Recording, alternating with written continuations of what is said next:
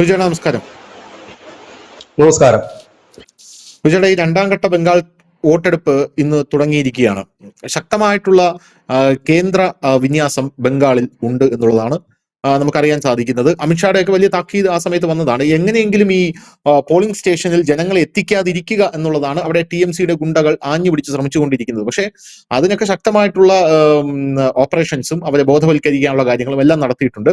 ഒരു പോളിംഗ് സ്റ്റേഷനിൽ ബോംബ് വീണാൽ മതിയല്ലോ, അപ്പുറത്തിരിക്കുന്ന കുടുംബവും കുട്ടികളുമായിട്ടിരിക്കുന്ന അവൻ പിന്നെ പോളിംഗ് സ്റ്റേഷനിലേക്ക് പോവില്ല. വോട്ട് ഞാൻ കാട്ടിലും ജീവനാണ് വലുത് എന്നവൻ വിചാരിക്കും. പക്ഷെ അങ്ങനെയല്ല ഇത്തവണ ബംഗാളിലെ കാര്യങ്ങൾ. ഇങ്ങനെയായിരുന്നു ബംഗാളിലെ കാര്യങ്ങൾ ഇങ്ങനെ കലാകാലങ്ങളായിട്ട് നടന്നുകൊണ്ടിരുന്നത്. CPM-ന്റെ കാലത്തായിരുന്നാലും അതിനുശേഷം മമതാ ബാനർജി വന്നപ്പോഴായിരുന്നാലും എല്ലാം നടന്നുകൊണ്ടിരുന്നത്. എന്ന് പറഞ്ഞാൽ നമ്മുടെ, ഞാൻ ആ വാക്ക് ആവർത്തിക്കാൻ പാടില്ല, പക്ഷെ എങ്കിലും ട്രംപ് പറഞ്ഞിട്ടുണ്ടല്ലോ നമ്മുടെ രാജ്യം ഒരു നരകമാണെന്ന്. അത് നമ്മുടെ രാജ്യത്തിനോട്, ട്രംപിനോട് എനിക്ക് അടുത്ത വിയോജിപ്പുണ്ടെങ്കിൽ നമ്മുടെ രാജ്യത്തിനകത്ത് നിന്ന് നോക്കുമ്പോൾ ബംഗാൾ സത്യം പറഞ്ഞാൽ ജനാധിപത്യത്തിന് ഒരു നരകമായി മാറുന്ന ഒരു സാഹചര്യം എപ്പോഴും ഉണ്ടായിട്ടുണ്ട്. പക്ഷെ നമ്മുടെ രാജ്യം അത് കൃത്യമായിട്ട് ചർച്ച ചെയ്യില്ല. ചർച്ച ചെയ്യും. ഇത്തവണ ബംഗാളിൽ അധികാരത്തിൽ BJP വന്നു കഴിഞ്ഞാൽ ഇത്രയും കാലം ബംഗാളിലുണ്ടായ ഈ അഴുക്കുമൂട്ടകൾ സകലതും ഇവരെടുത്ത് BJPയുടെ തലയിൽ വെക്കും. എന്നിട്ട് ഉത്തർപ്രദേശിന്റെ കൂടെ ബംഗാളിലെ ജനങ്ങളെയും ഇല്ലിറ്ററേറ്റ് ആയിട്ട് ഇവർ മുദ്ര കുത്തിയിട്ട് ബംഗാളിലെ ജനങ്ങൾ നോക്കൂ, അവർ മറ്റേ ഈ ബംഗ്ലാദേശിലെ ഈ ബോർഡറിൽ കിടക്കുന്നത് മറ്റേ ടാർപ്പാളം അടിച്ചു കിടക്കുന്നത് കണ്ടില്ലേ, അവര് മറ്റേ ഈ അപ്പിയിടാൻ കക്കൂസ് ഇല്ലാത്തത് കണ്ടില്ലേ, കുഴി കുത്തിയാണ് അവർ മലമൂത്ര വിസർജനം നടത്തുന്നത്, ഇത് കണ്ടില്ലേ. പിന്നെ ഇവിടെ നിന്ന് കേരളത്തിൽ നിന്ന് ബ്ലോഗർമാരൊക്കെ ബംഗാളിലോട്ട് പോകും. എന്നിട്ട് ബ്ലോഗർമാരൊക്കെ നമ്മുടെ ബംഗാളിലെ ആമേഴഞ്ചാൻ തോടിന്റെ അടുത്ത് നിന്ന് അവിടെയുള്ള ഈ ടാർപ്പാളിന് അടിച്ചു കിടക്കുന്ന ജനങ്ങളെയൊക്കെ എടുത്തിട്ട് BJP ആണ് ഇവിടെ ഭരിക്കുന്നത്. BJP കയറിയിട്ട് ഒരു ദിവസമേ ആയി കാണുള്ളൂ. 60 കൊല്ലം യവന്മാരാണ് അവിടെ ഭരിച്ചു മുടിച്ചത്. അപ്പോ അങ്ങനെ അവിടെ ചെന്നിട്ട് എല്ലായിടത്തും BJPയുടെ തലയിൽ വെച്ച് ഇതാണ് ഈ അപ്പൊ ഇവർ അഡ്രസ് ചെയ്യും. എന്നിട്ട് BJP കയറി ഒന്നാമത്തെ ദിവസം ബ്ലോഗർമാർ ഇതൊക്കെ ചെയ്തിട്ട് രണ്ടാമത്തെ ദിവസം മുതൽ ധ്രുവ് റാഠിയൊക്കെ ഇറങ്ങിയിട്ട് പറയും, നമസ്കാർ ദോസ്തവും, ബംഗാൾ നിങ്ങൾ കാണുന്നില്ലേ, BJP ആണ് അവിടെ ഭരിക്കുന്നത്. 60 കൊല്ലമായിട്ട് ബംഗാളിൽ മറ്റേ ആഹാരമില്ല കുട്ടിക്ക്, മറ്റേ വയറ് തള്ളി നിൽക്കുന്ന കുട്ടിയുടെ പടം, അപ്പൂപ്പൻ മറ്റേ കസേരയിൽ മറ്റേ ഇരുന്ന് കീമോതെറാപ്പി ചെയ്യുന്ന പടം, വീട്ടിൽ വന്നിട്ടാണ് അപ്പൂപ്പന് കീമോതെറാപ്പി ചെയ്യുന്നത്, അപ്പൂപ്പന്റെ കിടക്കുന്ന പടം, ഇരിക്കുന്ന പടം, ഗർഭിണി മറ്റേ കയ്യിൽ മറ്റേ ഗുളികയും പിടിച്ചുകൊണ്ട് നടു റോഡിൽ ഇങ്ങനെ തളർന്നിരിക്കുന്ന പടം ഒക്കെ ഇങ്ങനെ വരാനായിട്ട് സാധ്യതയുണ്ട്. അതൊക്കെ അതിനുശേഷം മാത്രമേ അവർ അഡ്രസ് ചെയ്യുള്ളൂ. ബംഗാൾ ഒരിക്കലും ഒരു ഈ ബംഗാളൊക്കെ വെച്ച് നോക്കുകയാണെങ്കിൽ ഉത്തർപ്രദേശിലെ ജനങ്ങളെയൊക്കെ സത്യം പറഞ്ഞാൽ ഞാൻ എലൈറ്റ് ക്ലാസ് എന്ന് പറയും. അത്ര സിവിക് സെൻസ് ഉണ്ട് അവർക്ക് എന്ന് പറയും. അപ്പൊ ആ ബംഗാളിൽ ഇത്തവണ വലിയ മാറ്റം എന്ന് പറഞ്ഞാൽ രാവിലെ 2 മണിക്കൂർ കഴിഞ്ഞതുള്ള 19% പോളിംഗ് ആണ് അവിടെ നടത്തിയത്. ഇപ്പോ മാധ്യമങ്ങളൊക്കെ ചർച്ച ചെയ്യുന്ന സാധനം എന്ന് പറഞ്ഞാൽ ബംഗാളിൽ ജനങ്ങൾ വോട്ട് ചെയ്യാൻ വരുന്നില്ല എന്നുള്ള കാര്യമല്ല ചർച്ച ചെയ്യുന്നത്. ആദ്യഘട്ടം 92% പോളിംഗ് നടന്നു. ഇത് പൊട്ടിക്കുമോ എന്നാണ് മാധ്യമങ്ങളുടെ ചർച്ച എന്ന് പറയുന്നത്. അമിത്ഷാ പറഞ്ഞു, നിങ്ങൾ ഭയപ്പെടരുത്, നിങ്ങളുടെ പിറകിൽ ഒരാളുണ്ട്, അത് ഞാനാണ്, ധൈര്യമായിട്ട് വന്നോളൂ എന്നാണ് അമിത്ഷാ പറയുന്നത്. ഈ 92% പോളിംഗ് പൊട്ടിക്കുമോ? ബംഗാളിൽ എന്താണ് ഇത്തവണ നടക്കുന്നത്?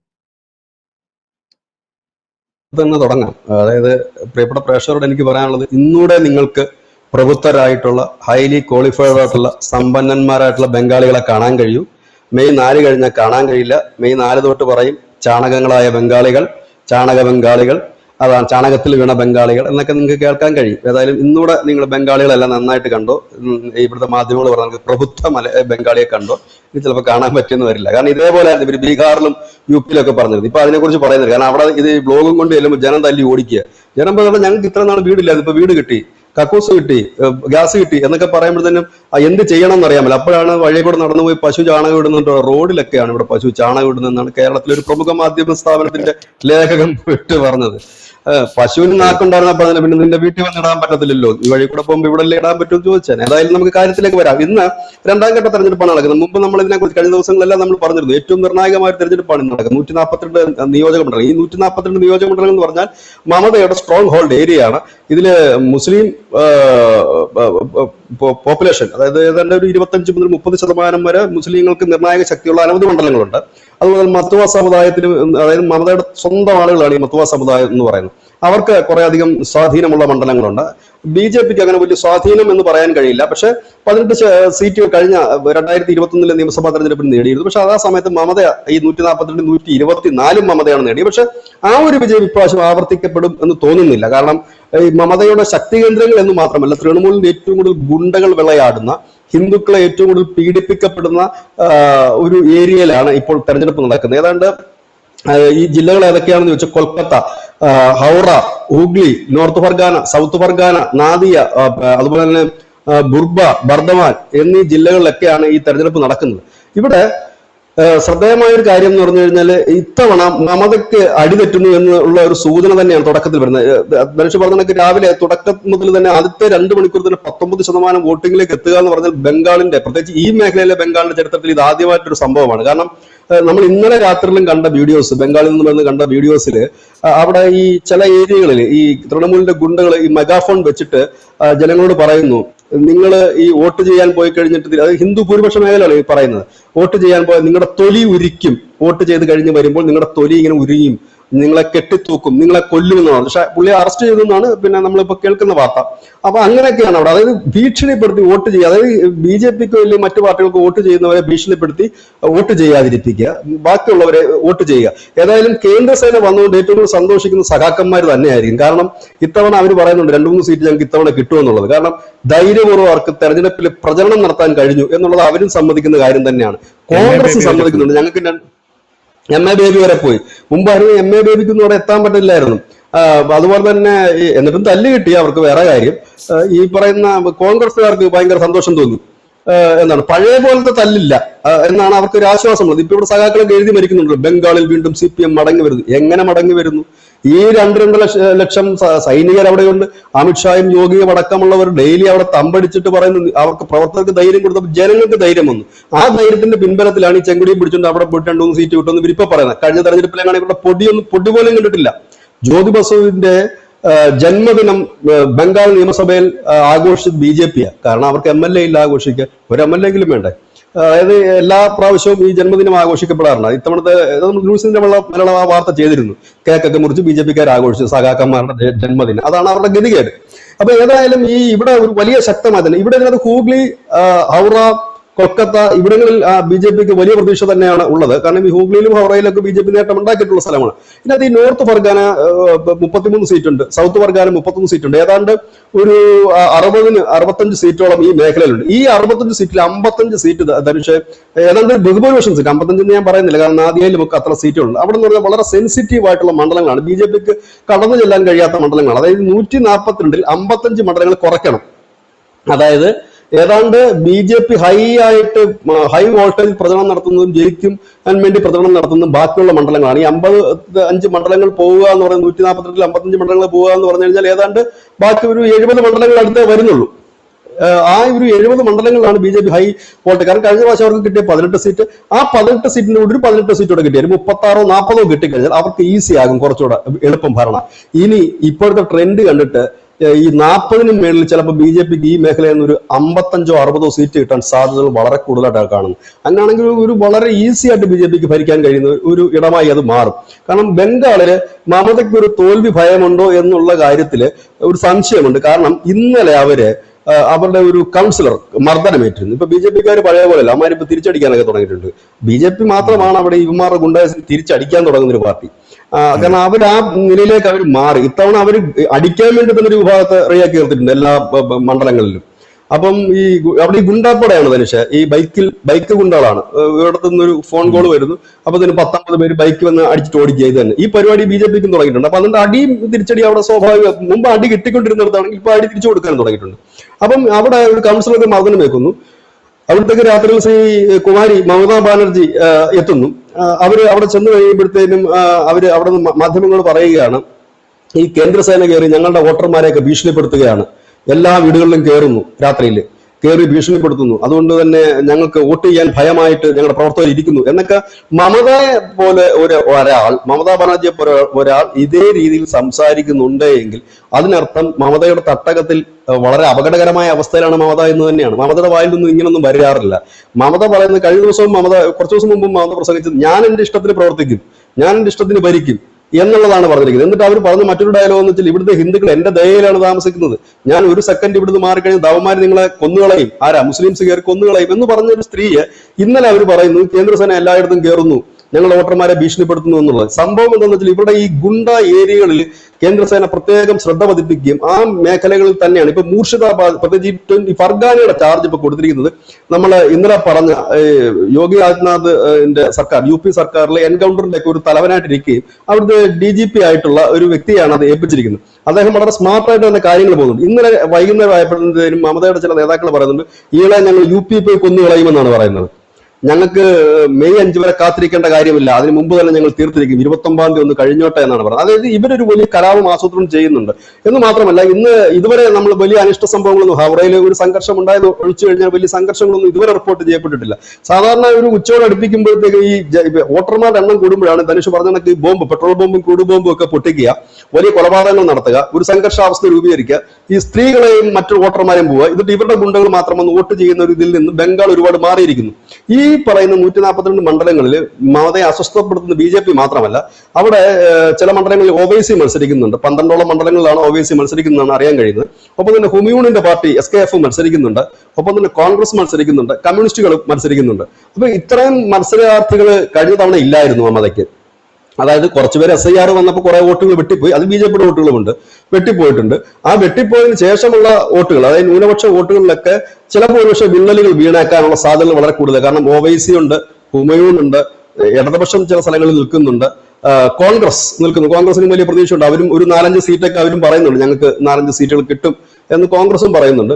CPM പറയുന്നത് ഞങ്ങൾക്ക് 2-3 സീറ്റ് കിട്ടുമെന്ന് CPM പറയുന്നുണ്ട്.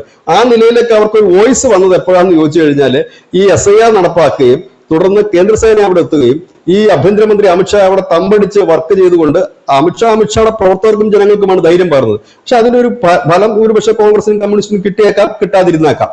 അപ്പം ഇങ്ങനെ ഒരു സാധ്യത നിൽക്കുമ്പോഴാണ് മമതയ്ക്ക് കൂടുതൽ ഭയം ഉണ്ടാകുന്നത്. കാരണം സ്വന്തം തട്ടകത്തിൽ വോട്ട് ചോർച്ച. രണ്ടാമത്തെ ഒരു കാര്യം, ഇത്തവണ അത് ഉണ്ടാകില്ല എന്ന് തന്നെയാണ് ചില വിദഗ്ധർ പറയുന്നത്. കാരണം ഈ ന്യൂനപക്ഷ വോട്ടുകൾക്ക് ഒരു കൺസോൾട്ടേഷൻ അവിടെ സംഭവിച്ചിട്ടുണ്ട്. അതായത് മമത പോയാൽ അതോടുകൂടി BJPക്കാർ നമ്മളെ കൊന്നൊടുക്കും, ഇല്ലെങ്കിൽ നമ്മളെ അടിച്ചോടിക്കും എന്നൊരു കിംവദന്തി അവിടെ ഭയങ്കരമായിട്ട് വ്യാപിപ്പിച്ചിട്ടുണ്ട്. പക്ഷെ ഇതിനോടനുബന്ധിച്ച് മറ്റ് കേരളമൊന്നും പോലെയല്ല, ബംഗാളിലെ ഹിന്ദുക്കൾക്കിടയിൽ വലിയ കൺസോൾട്ടേഷൻ നടന്നിട്ടുണ്ട്. അവർ പറയുന്നത് ഇനിയും ഒരു വട്ടം കൂടി മമത വന്നാൽ ഒരുപക്ഷെ ഞങ്ങൾ ഇസ്ലാം മതം സ്വീകരിക്കേണ്ടി വന്നേക്കാം, ഇല്ലെങ്കിൽ ഞങ്ങളുടെ ആരാധനകൾ നിർത്തിയേക്കാം, ഇല്ലെങ്കിൽ ഞങ്ങളെ കൊന്നേക്കാം, ഇനി ഞങ്ങൾക്ക് പുറത്തു പോകാൻ കഴിയില്ല. കാരണം അപ്പുറത്തെ സൈഡ് ബംഗ്ലാദേശും ഇതേപോലെ തന്നെയാണ്, ബംഗാളും സപ്പോർട്ട് ചെയ്യുന്നത് അവരെ തന്നെയാണ് എന്ന് ഒരു ഭയം ഹിന്ദുക്കൾക്കിടയിലുമുണ്ട്. നമ്മൾ കാണുന്ന റിയാക്ഷൻസിലൊന്നും ഒരു ഹിന്ദുവും BJPക്കെതിരെ അല്ല പറയുന്നത്. അവർ പറയുന്നത് ഞങ്ങൾ ഇത്തവണ വോട്ട് ശ്രീരാമനാണ് ചെയ്യുന്നത്, ഇത്തവണ ഞങ്ങൾ വോട്ട് മോദിക്കാണ് ഞങ്ങൾ ചെയ്യുന്നത് എന്ന് പറയുന്ന തരത്തിലേക്ക് അവർ മാറിയിരിക്കുന്നു. അവരുടെ കോൺഫിഡൻസ് മാറിയിരിക്കുന്നു, അവരുടെ ആ ലെവൽ മാറിയിരിക്കുന്നു. ആ ലെവലൊക്കെ കണ്ടുകൊണ്ടാണ് നമ്മൾ 17/4/2026 നമ്മൾ ഈ പ്ലാറ്റ്ഫോമിൽ നമ്മൾ പറഞ്ഞു, അതെല്ലാം കൂടെ കോർത്തുനിൽക്കാൻ നമ്മൾ പറഞ്ഞു അവിടെ ജയിക്കും ബംഗാൾ എന്ന് പറഞ്ഞു. ഇപ്പോഴും നമ്മൾ ആ സ്റ്റാൻഡിൽ തന്നെയാണ് നിൽക്കുന്നത്, യാതൊരു ഡൗട്ടും ഇല്ലാത്തൊരു കാര്യം തന്നെയാണ്. അപ്പൊ ഹിന്ദു കൺസോൾട്ടേഷൻ വലിയ രീതിയിൽ തന്നെ നടന്നിട്ടുണ്ട്. അത് ഈ ഹിന്ദു കൺസോൾട്ടേഷൻ മുമ്പ് ഉണ്ടായിട്ടുണ്ട് ധനുഷ ബംഗാളിൽ. പക്ഷെ എന്തുകൊണ്ടാണ് അവർക്ക് വോട്ടായി മാറാത്തതെന്ന് വെച്ചാൽ ഈ ഗുണ്ടകളും മറ്റുമുള്ളത് ഇവരുടെ തടയുകയാണ്. ഹിന്ദു ഭൂരിപക്ഷ മേഖലയിൽ ചെന്നിട്ട് ഇവർ ഭീഷണിപ്പെടുത്തിട്ട് വോട്ട് ചെയ്യാൻ പോകരുത്, വോട്ട് ചെയ്താലല്ലേ ഉള്ളൂ പ്രശ്നം വരുന്നത്, വോട്ട് ചെയ്യാൻ പോകരുതെന്ന് പറഞ്ഞു. അതിനെ ലംഘിച്ചുകൊണ്ട് അതിന്റെ ആ ഒരു ഇതിനെ മറികടന്നുകൊണ്ടാണ് ഒന്നാം ഘട്ടത്തിൽ വോട്ട് നടന്ന ആ വടക്ക് പടിഞ്ഞാറൻ മേഖലയിലെ നോർത്തേൺ സൈഡില് വലിയ രീതിയിൽ വോട്ടുകൾ കൂടുകയും BJPക്ക് അവിടെ വലിയ രീതിയിൽ സീറ്റ് ഉയരുകയും കഴിഞ്ഞ നിയമസഭ ചെയ്തത്. ഇത്തവണ അവിടെ BJPക്ക് വലിയ രീതിയിൽ സീറ്റ് ഉയർത്താൻ കഴിയുമെന്നാണ് പറയുന്നത്. ഇനിയിപ്പോ സൗത്തിലേക്കും കൂടെ അത് വന്നു കഴിഞ്ഞാൽ, അതായത് മമത ഈ തെരഞ്ഞെടുപ്പിൽ പരാജയപ്പെടും എന്നുള്ള കാര്യത്തിൽ മമതയുടെ ശരീരഭാഷയും മമതയുടെ സംസാരവും അതിൽ വ്യക്തമാണ്. പഴയതുപോലെ ഗുണ്ടകൾക്ക്, ഇല്ലെങ്കിൽ ഈ ഇവന്മാരെല്ലാം ഗുണ്ടകളാണ്, ഈ MLA എന്നൊക്കെ പറഞ്ഞ ടീമുകളെല്ലാം ഗുണ്ടകളാണ്. ഈ ഗുണ്ടകൾ വരുമ്പോഴത്തേനും അവരുടെ അഭ്യാസങ്ങൾ വലുതായിട്ട് നടക്കാത്തൊരു സാഹചര്യം, ഇങ്ങനെയൊക്കെ വരുന്ന ഒരു രീതിയിലാണ് ഇപ്പൊ കാര്യങ്ങൾ പോകുന്നത്. ഏതായാലും വലിയ ശക്തമായ പോളിംഗ് ബംഗാളിന്റെ ചരിത്രത്തിൽ ആദ്യമാണ്. പ്രത്യേകിച്ച് സ്ത്രീ വോട്ടർമാർ വലിയ രീതിയിൽ എത്തുക ഒന്നാം ഘട്ടത്തിൽ നമ്മൾ ഇത് കണ്ടതാണ്. അതിന് സമാനമായി തന്നെ രണ്ടാം ഘട്ടത്തിൽ നമ്മൾ കാണുന്നു. ഇവിടെ എല്ലാം നമ്മുടെ മാധ്യമങ്ങൾ പറയുന്നത് ഈ സ്ത്രീ വോട്ടർമാരുടെ എല്ലാം പിന്തുണ മമതയ്ക്കാണ് എന്നുള്ളതാണ്. അതെന്തുകൊണ്ടാണ് അങ്ങനെ പറയുന്നതെന്ന് എനിക്ക് മനസ്സിലാകുന്നില്ല. ചിലപ്പോൾ ഒരുപക്ഷെ മുൻകാലങ്ങളിൽ അങ്ങനെ ആയിരിക്കാം. ഇന്ന് ഇന്ത്യയില് ശക്തമായി ഭരിക്കുന്ന ഒരു വനിത ഈ മമതാ ബാനർജിയാണ്. പിന്നെ ഉള്ളത് ഒന്ന് ദില്ലിയില് BJPയുടെ ഒരു മുഖ്യമന്ത്രിയാണ്. പക്ഷെ ദില്ലി പോലെയല്ല ബംഗാൾ, വലിയൊരു രേഖാ ഗുപ്ത. ഇപ്പൊ ബംഗാൾ എന്ന് പറഞ്ഞാൽ വലിയൊരു സ്റ്റേറ്റാണ്. ആ സ്റ്റേറ്റ് ഭരിക്കുന്ന ഒരു ഉരുക്ക് വനിത എന്നൊക്കെയാണ് പറയുന്നത്. പക്ഷെ ആ ഉരുക്ക് വനിതയുടെ പിന്നിൽ ഇത്ര സ്ത്രീകൾ ഇനി ഇപ്പൊ ഉണ്ടോ ഇല്ല എന്നുള്ളത് ഈ വോട്ടെണ്ണുമ്പോൾ മാത്രമേ അറിയാൻ കഴിയൂ. പക്ഷെ എന്നാലും നേട്ടം ഉണ്ടാകുക തന്നെ BJP ഭരിക്കുക തന്നെ ചെയ്യുന്ന ഇതുണ്ട്. ഇതിനോടൊപ്പം തന്നെ മറ്റൊരു വാർത്തയോട് വരുന്നുണ്ട്. ഈ തൃണമൂലിന്റെ MP-മാര് ഡൽഹിയിൽ BJPയുടെ ചില കേന്ദ്ര നേതൃത്വങ്ങളുമായി ചർച്ച തുടങ്ങിയിട്ടുണ്ടെന്നൊരു വാർത്ത വരുന്നുണ്ട്. അതിനകത്ത് ചില ദല്ലാളന്മാര്, ഈ MP-മാരുടെ ദല്ലാളന്മാര് BJPയുടെ ചില നേതാക്കളെ കണ്ടിട്ടുണ്ട് എന്നുള്ളത്. അതായത് ഒരുപക്ഷെ ഈ തെരഞ്ഞെടുപ്പിൽ ബംഗാളിൽ BJPയാണ് അധികാരത്തിൽ വരുന്നതെങ്കിൽ തൃണമൂലിന്റെ MP-മാരിൽ ഏതാണ്ട് ഒരു 15 തൊട്ട് 18 വരെ MP-മാർ ചാടി BJPയിലോട്ട് ജോയിൻ ചെയ്യാനുള്ള സാധ്യതകൾ വളരെ കൂടുതലാണ്. പിന്നെ മറ്റൊരു കാര്യം എന്ന് വെച്ചാൽ ജയിച്ചു വരുന്ന തൃണമൂലിന്റെ MLA-മാരും കുറച്ച് പേര് BJP-യുടെ ഒപ്പം ചേരാം. അതാണ് ഞാൻ പറഞ്ഞത്, BJP ആസ്പാസ്, അതായത് ഈ പിന്നെ മെജോറിറ്റിക്ക് അടുത്ത് നിൽക്കുകയാണെങ്കിൽ, തൊട്ടില്ല എന്ന് പറഞ്ഞ് നിൽക്കുകയാണെങ്കിൽ സ്വാഭാവികമായിട്ട് അവർക്ക് തൃണമൂൽ അടർത്തി എടുത്തുകൊണ്ട് അത് ഇന്ന് MLA-മാരെ ചാടിച്ചിപ്പുറത്ത് കൊണ്ടുവരാൻ അവർക്ക് വളരെ ഈസി ആയിട്ട് കഴിയും. പിന്നെ ഒരു 6 മാസം കഴിഞ്ഞിട്ടല്ലേ ഉള്ളൂ പിന്നെ തെരഞ്ഞെടുപ്പ് നടക്കേണ്ടതായിട്ടുള്ളൂ. കാരണം ഇവരെയൊക്കെ അയോഗ്യരാക്കി കഴിഞ്ഞ് പിന്നെ അതിന്റെ ഒരു ഗുലുമാലൊക്കെ പിന്നീടേ പോകുന്നുള്ളൂ. പക്ഷെ അങ്ങനെ ഒരു സാധ്യതയിലേക്ക് പോകുന്നുണ്ട്. ഇല്ലെങ്കിൽ വോട്ട് അവിടുന്ന് ഇവരെ കൊണ്ട് ചെയ്യിക്കാതിരിക്കുക, അങ്ങനെ എന്തെങ്കിലുമൊക്കെ അവർ ചെയ്യും. കാരണം അവരെ സംബന്ധിച്ച് ഇത് ഭരണം പിടിക്കുക എന്നുള്ളതാണ്. പക്ഷെ അതിന്റെ ഒന്നും ആവശ്യം വരില്ല. അവർക്കൊരു ക്ലിയർ മെജോറിറ്റി ബംഗാളിൽ ഉണ്ടാകുമെന്ന് തന്നെയാണ് നമുക്ക് തോന്നുന്നത്. നമ്മൾ തുടക്കം മുതൽ അത് തന്നെയാണ് പറയുന്നത്. ഇപ്പോഴും ആ സ്റ്റാൻഡിൽ തന്നെയാണ്. ഒരു മാറ്റവും നമ്മൾ ഇപ്പോഴും വരുത്തുന്നില്ല. ഈ അവസാന നിമിഷത്തിൽ നമ്മൾ വരുത്തുന്നില്ല. ഇനിയിപ്പോ എക്സിറ്റ് പോളുകളൊക്കെ വരില്ലേ, വൈകിട്ട് എക്സിറ്റ് പോളുകളൊക്കെ വരുമ്പോൾ നമുക്ക് നോക്കാം.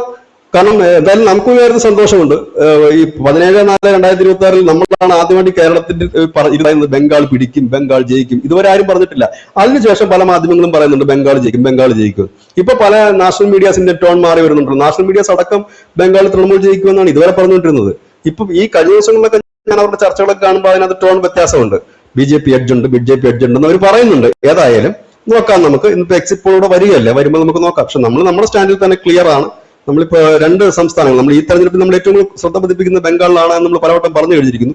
ഏതായാലും ഈ 5 സംസ്ഥാനങ്ങളിൽ ആസാം BJP ഹാട്രിക് നേടും. പുതുച്ചേരി BJP-യുടെ ഒപ്പം തന്നെ നിൽക്കുമെന്നാണ് പ്രതീക്ഷിക്കുന്നത്. ഒപ്പം തന്നെ വെസ്റ്റ് ബംഗാളിൽ ചരിത്രം എഴുതും. BJP കേരളത്തിലും തമിഴ്നാട്ടിലും നേട്ടമുണ്ടാക്കും. തമിഴ്നാട്ടിൽ BJP ഭരണത്തിൽ വരുമോ, മീൻസ് NDA ഭരണത്തിൽ വരുമോ ഇല്ലയോ എന്നുള്ള കാര്യത്തിൽ സംശയാസ്പദമാണ്, സംശയവുമുണ്ട്. അതും കൂടെ നമ്മൾ ഈ അവസരത്തിൽ പറയാൻ ആഗ്രഹിക്കുന്നു. ഏതായാലും 3 BJP എന്നുള്ളതാണ് നമ്മളുടെ ഒരു കാൽക്കുലേഷൻ ഇപ്പോഴത്തേത്. പുതുച്ചേരി, ആസാം, ഈ പറയുന്ന വെസ്റ്റ് ബംഗാൾ. ബാക്കി കേരളത്തിൽ പിന്നെ വരില്ലല്ലോ. കേരളം നമ്മളിപ്പോ നമ്മുടെ ടാർഗറ്റിലെ റഡാറിൽ പോലും ഇല്ലാത്തൊരു സംസ്ഥാനമാണ്. പിന്നെ തമിഴ്നാടാണ്. തമിഴ്നാട്ടിൽ അറിയില്ല, ഒരുപക്ഷെ BJP കൂട്ടിക്കെട്ടിക്കൊണ്ട് ADMK ഭരിക്കാനും സാധ്യതകൾ ഏറെയുണ്ട്. അങ്ങനെയാണെങ്കിൽ അണ്ണാമലയുടെ രാശി ശുക്രൻ ഉദിക്കും, അദ്ദേഹത്തിന്റെ രാശി തെളിയുമെന്നുള്ളതാണ്. കാരണം വിജയ് ആണ് വരുന്നതെങ്കിൽ അതിന്റെ കോർഡിനേറ്റർ ആയിട്ട് ആ NDAയുടെ കോർഡിനേറ്റർ ഇല്ലെങ്കിൽ അതിന്റെ തലപ്പത്തേക്ക് വരുന്ന അണ്ണാമല തന്നെ ആയിരിക്കും. ഇനി ഒരുപക്ഷെ അണ്ണാമല മുഖ്യമന്ത്രി ആയാലും അത്ഭുതപ്പെടാനൊന്നുമില്ല. വിജയുടെ ഡിമാൻഡ് ആയിരിക്കുമല്ലോ പിന്നെ ADMKയുടെ ഡിമാൻഡായിട്ട് മാറാൻ പോകുന്നത്. കാരണം ആ സഖ്യത്തിന് പിന്നെ നിയന്ത്രിക്കുന്നത് വിജയ്. ഒരുപക്ഷെ എടപ്പാടിയോട് പറയുമായിരിക്കും കുറച്ച് ദിവസം ഇരുന്നിട്ട് മാറിക്കൊടുക്ക്, പുള്ളി ഇരിക്കട്ടെ എന്ന് പറയാം. ഇല്ലെങ്കിൽ എന്തായാലും അണ്ണാമലയ്ക്ക് അണ്ടറിലാണ്. കാരണം ഈ വിജയുമായിട്ട് ഏറ്റവും കൂടുതൽ ടൈംസ് ഉള്ള ഒരു നേതാവ് അണ്ണാമല മാത്രമാണ്. പിന്നെ അദ്ദേഹത്തിന് കടുംപിടുത്തങ്ങളൊക്കെ ADMK അതൊക്കെ പിന്നീടുള്ള കാര്യം, ഇലക്ഷൻ കഴിഞ്ഞിട്ടുള്ള കാര്യമാണ്. ഏതായാലും 5-ൽ 3 BJP എന്നുള്ള ഒരു നിലപാടിലാണ് നമ്മൾ നിൽക്കുന്നത്. ഇനിയിപ്പോ ബാക്കിയെല്ലാം മെയ് 4-ന് അറിയാം. എക്സിറ്റ് പോളുകൾ വരട്ടെ. നാളെ നമുക്ക് എക്സിറ്റ് പോളുകളെ കുറിച്ച് വിശദമായി ചർച്ച ചെയ്യാം. എന്തൊക്കെയാണ് ഓരോരുത്തർ പറയുന്നത്, അതും കൂടെ ജനം അറിയണ്ടേ. നാഷണൽ മീഡിയാസിൽ എന്താണ് പറയുന്നത്, കേരള മീഡിയാസുകൾ എന്താണ് പറയുന്നത് എന്നൊക്കെ നമ്മൾ അറിയണ്ടേ.